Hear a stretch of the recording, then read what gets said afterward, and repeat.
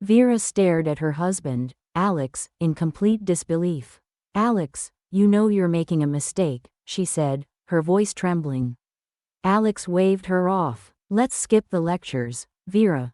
I'm tired of seeing your disapproving face. It's the same thing over and over again. Milana is different. She's like a breath of fresh air for me. And you? I still care about you, so I'm giving you time to pack your things and find a new place. But let's be clear, you have no claim to my money. You never worked, so you didn't earn anything. But you never let me work, Alex."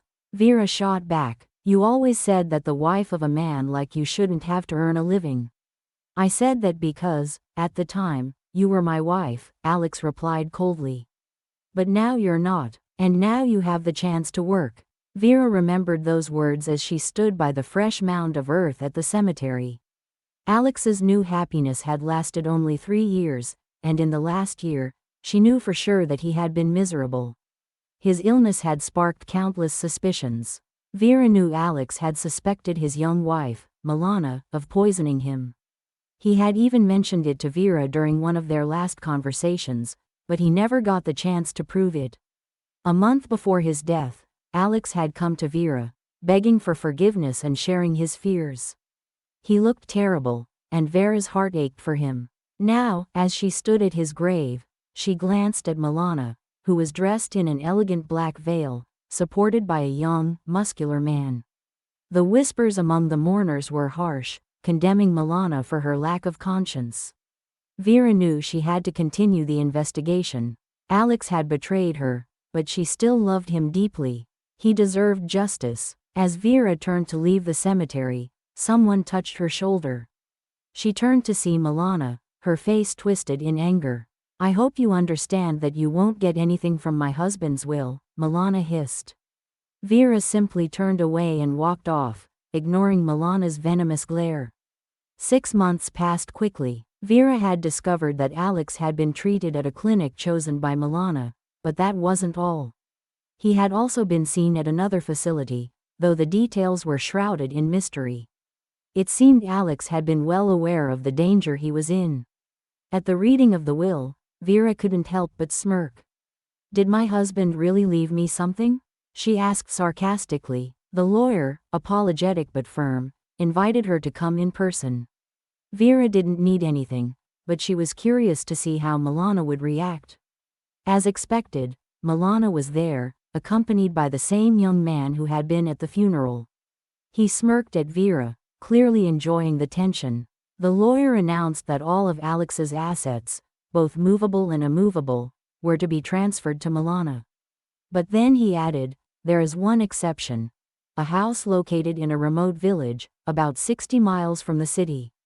That goes to Vera." Milana burst out laughing. "A rundown shack for the ex-wife. Don't worry, Vera, I won't take that from you. You'll finally have a place to call your own." Vera didn't respond. She took the papers and left, feeling humiliated. "Alex, it would have been better if you'd left me nothing," she thought as she got into her car. The drive to the village took nearly 3 hours. Vera got lost twice and started to feel anxious. The roads were poorly marked, with nothing but twists and turns. Finally, she spotted the sign for the village.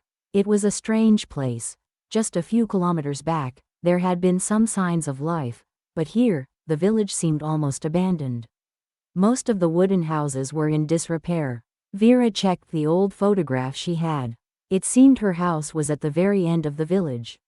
The road was unpaved, just a dirt path worn down by occasional traffic. Vera parked her car and hesitated before getting out. The house looked abandoned, but there was a well-trodden path leading to it, and the grass near the gate was flattened, as if someone had been there recently. Vera opened the creaky gate and approached the porch. The door was unlocked. Of course, she thought. In a village like this, everyone knows the house is empty. They've probably taken everything of value by now. She pushed the door open and stepped inside. The smell of freshly brewed coffee hit her immediately. It was a familiar aroma, one that didn't belong in this abandoned house. Vera looked around, confused. The house was clean, warm, and clearly lived in. A laptop sat on the table. "Don't be scared," Vera, a voice said from behind her. She turned sharply, only to be plunged into darkness. When Vera came to, she was lying on the couch. Alex was sitting beside her, alive and well. He looked much better than the last time she had seen him. "Alex, what's going on? Who did we bury?" Vera asked, her voice shaking. Alex smiled. "No one died, Vera. It was a doll, a very expensive, well-made doll." Vera shook her head, completely lost. "I don't understand any of this." Alex began to explain. He had suspected Milana and her lover of poisoning him. The lover had trained in India and had access to a slow-acting poison. The doctor treating Alex was also in on the scheme.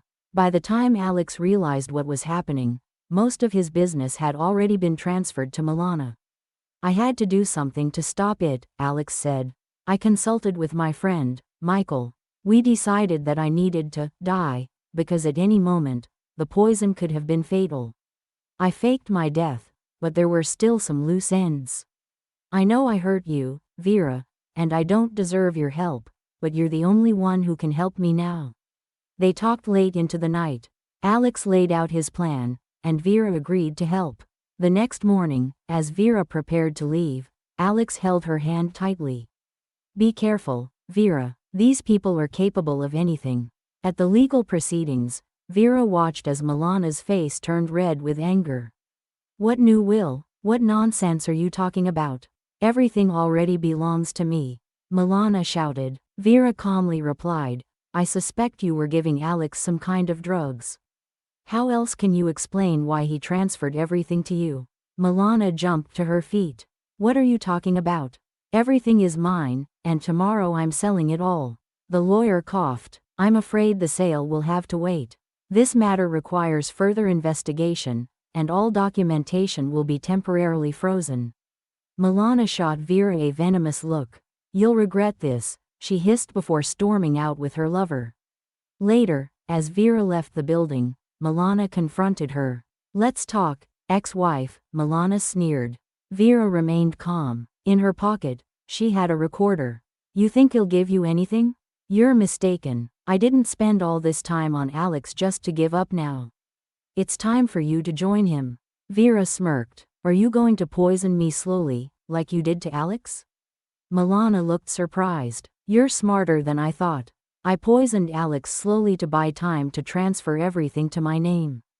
But you're not worth the effort. The sooner you're gone, the better."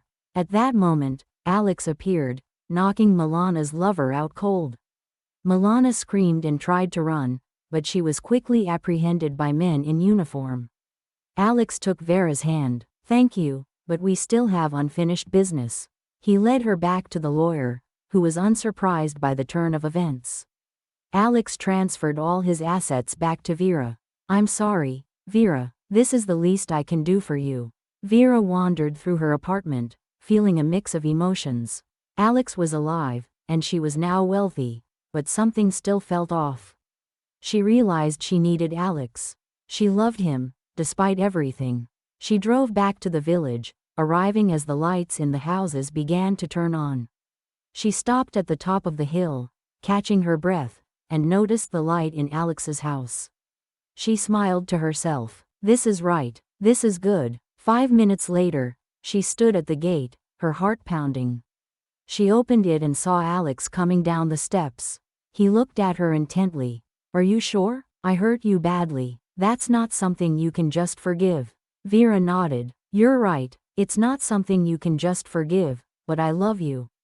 I'll try." Alex hugged her tightly. "Maybe I needed to go through all this to realize how much I need you. If you can forgive me, I'll never let you down again." Vera sighed. "Alex, let's try to forget everything and start over. We're only 40, we have time." 3 months later, Milana and her lover stood trial. Vera couldn't attend, as she wasn't feeling well. Alex was anxious, and as soon as the verdict was announced, he rushed home. Vera met him with a mysterious smile. "Alex, it's not just me anymore. It's us. We're expecting someone." Alex stared at her in disbelief. "This isn't a joke, is it?" Vera shook her head. "No, it's not a joke." Alex, overwhelmed with emotion, picked her up and spun her around. Every day with you brings me more happiness. I thought I couldn't be happier, but I was wrong.